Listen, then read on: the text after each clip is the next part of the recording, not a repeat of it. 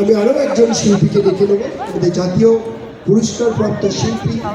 গান আমাদের বাঙালি আপামর, বাঙালির মন প্রাণ জুড়ে থাকে এবং বাঙালির হৃদয়ে তিনি বাস করেন।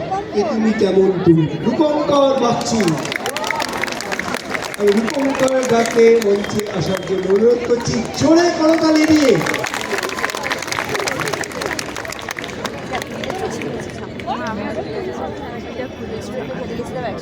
এবার এমন একজন শিল্পীকে ডাকবো যার গিটার আর গান আমাদের মোহিত করে।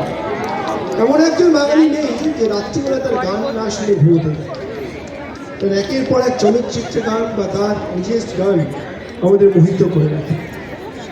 আর তিনি সবসময় নিজেগুলো দূরে রাখেন, বারবারই বলেন আমাকে আমার মতন থাকতে, আমাকে আমার মতন থাকতে। জোরে করতালি দিয়ে মনমোহন রায়কে মঞ্চে আসছেন, তাকে স্বাগত জানাই সিনিয়রদের পক্ষ থেকে। এবার আমাদের তিনজন ইয়াং জেনারেশন যারা আগামী দিন আমাদের